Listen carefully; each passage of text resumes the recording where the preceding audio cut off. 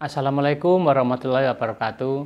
Teman-teman, jumpa lagi dengan saya di channel Telata Wilpatikta. Saya Rahmat Basuki.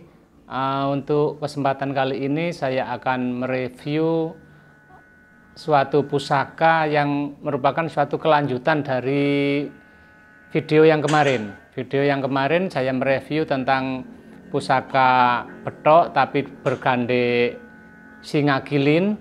Nah, ini nanti saya akan mereview sebuah keris bergande singo barong. Jadi nanti biar teman-teman bisa membedakan gimana yang singo gilin dan dimana yang singo barong. Artinya singo gilin kan kemarin sudah kita bahas, kita review.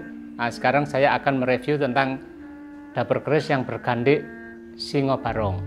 Seperti biasanya pusaka-pusaka yang saya review merupakan pusaka-pusaka temuan dari Sungai Brantas maupun di hutan, yaitu teman-teman yang pencari itu maksudnya di hutan itu di darat, yaitu dengan menggali tanah dengan alat-alat metal detektor, dan juga yang di sungai-sungai itu menyelam di Sungai Brantas, kebanyakan Sungai Brantas ataupun Bengawan Solo. Karena kebetulan sekali areal saya ini Mojokerto areal aliran Sungai Brantas, jadi otomatis teman-teman pencari-pencari yang ada di aliran sungai, sepanjang aliran sungai banyak yang kenal, banyak yang akrab, sehingga saya sering memahari dari temuan-temuan beliaunya. Nah, ini teman-teman pusakanya. Nah, ini warangka randan, artinya warangka bukan buatan saya sendiri, karena biasanya saya pusaka-pusaka temuan itu saya buatkan warangka sendiri dengan kreasi saya sendiri. Cuman ini kebetulan saya belum sempat teman-teman untuk membuatkan warangka. Keburu kepingin mereview pusaka ini untuk saya suguhkan ke teman-teman. Jadi ini saya masukkan ke warangka randan gaya Solo. Ini dedernya ini ori bawaan pusaka. Jadi deder ini bahannya kayu. Ini ori bawaan pusaka. Nah, ini ada ujung peksinya ini. Nah, ini ujung peksinya kelihatan ini.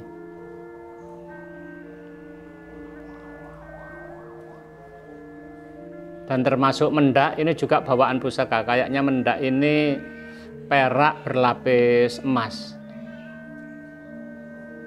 Jadi saya tidak membongkar untuk menggantikan dedernya, jadi deder saya biarkan otentik bawaan dari pusakanya. Lah, kebetulan sekali pusakanya ini berkinata. Ini kinatanya yang ada di wuwungan Gonjo. Nah, ini.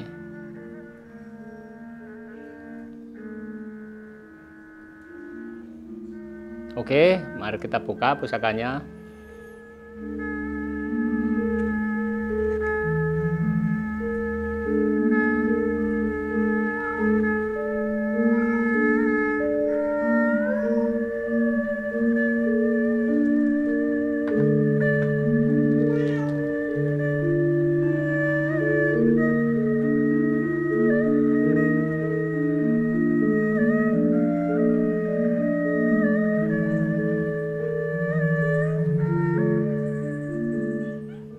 Ini pusaka ini kalau menurut saya ini tangguhnya ini tangguh Majapahit, karena mungkin Majapahit sudah akhir ya, karena bentuk dari mendak ini kalau di era-era Mataram kayaknya belum ditemukan mendak yang kayak gini, tapi sudah mulai ada motif-motif kayak bulatan-bulatan gini. Nah, ini mendaknya.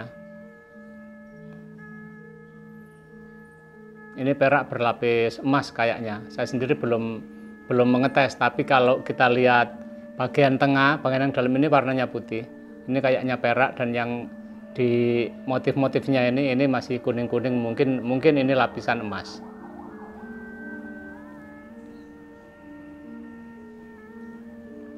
Pusaka ini Luk 13 dengan pamor Wahyu Temurun.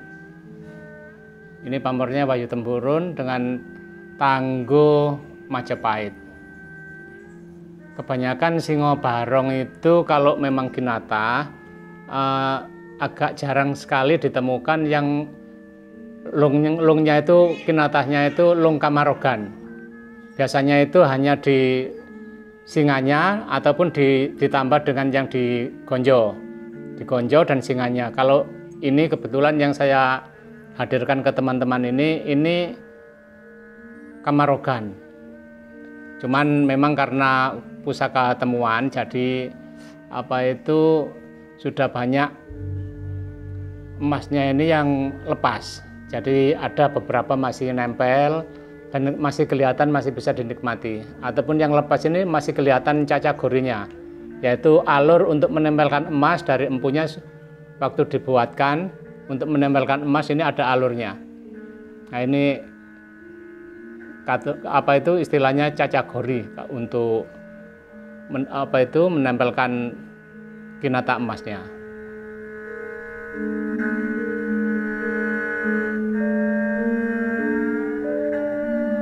Ini bagian sampingnya.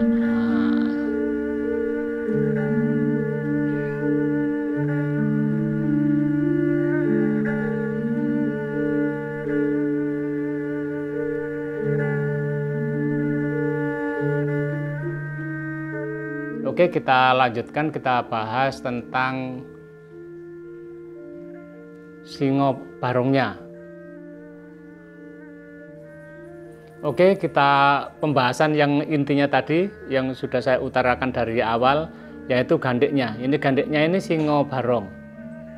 Kalau singo barong ini mulutnya mengulum emas, ada yang mengulum permata, ataupun ada yang tidak mengulum emas ataupun tidak mengulum permata, tapi mulutnya pasti terbuka.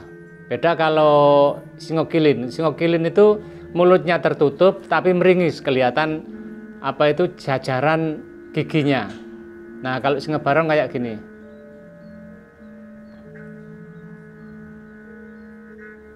Terus bentuk singo barong dan singo kilin, kalau singo barong agak langsing, ibaratnya binatang itu agak langsing. Kalau yang singo kilin kelihatan gendut. Ini agak langsing, istilahnya itu atletis gitu ya. Nah, kelihatan atletis. Dan kinatahnya ini karena ini sudah banyak yang lepas, sebenarnya di tangan, maksudnya kaki depan, ini dulunya juga berkinatah. Cuman mungkin karena kondisi alam yang membuat kinatahnya lepas. Dan ada di dada ini, dan yang tidak lupa ini di kelaminnya, coba di zoom biar lebih detail di tengah-tengah kelaminnya. Nah, kelaminnya ini sebenarnya juga kinatah. Ini masih ada kinatahnya, cuman tinggal sedikit. Nah, ini teman-teman.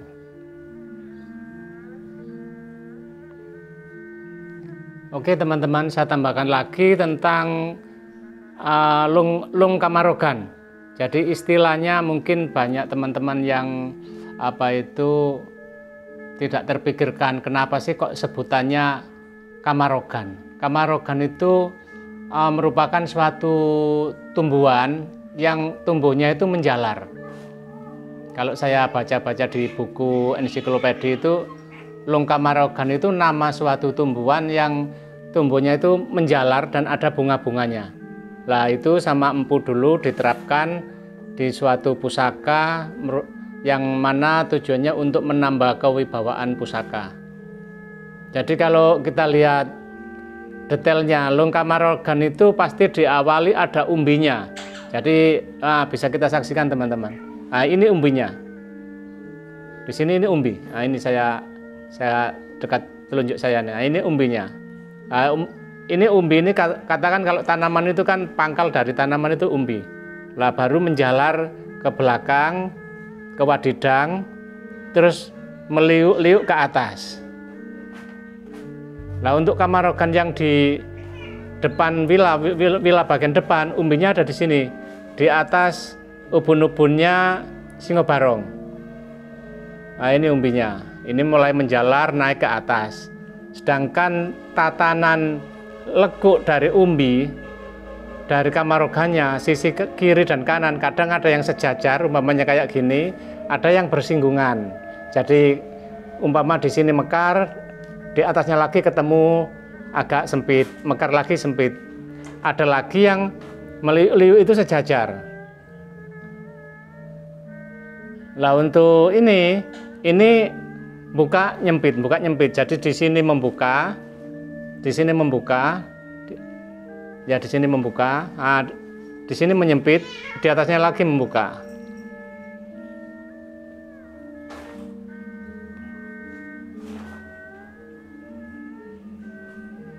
Kondisi temuan seperti ini kalau dari wilahnya, artinya dari tosan ajinya, ini kelihatan sangat utuh sekali.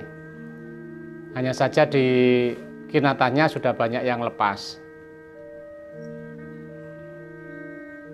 Dan untuk kinata Kamarogan di era-era Majapahit, Singosari maupun Majapahit, itu cara membuat kinata Kamarogannya itu sangat detail sekali dan lembut.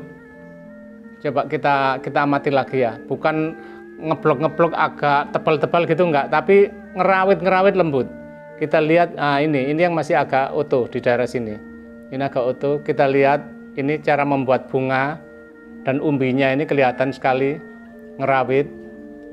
Lah untuk yang kinata di Singobarongnya, ini ekornya ini kelihatan kayak ada bulu-bulunya. Jadi nggak ngeblok-ngeblok gitu. Ini yang sampai sekarang agak sulit kita temukan ya, dengan motif cara mengukir kinatanya leluhur kita seperti ini.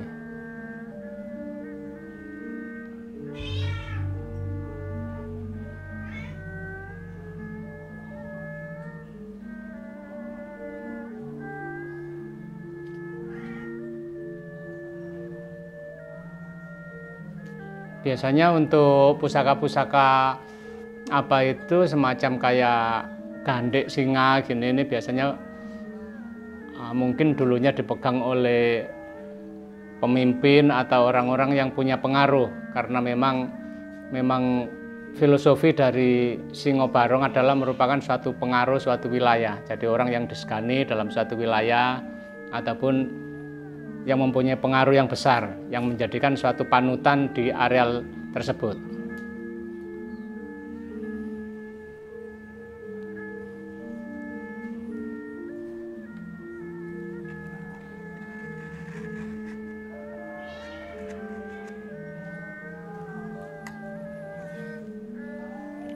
Oke teman-teman, saya kira review kita kali ini cukup, dan saya rasa juga bisa mewakili dari pengertian tentang gimana Singobarong, gimana dengan Singogilin.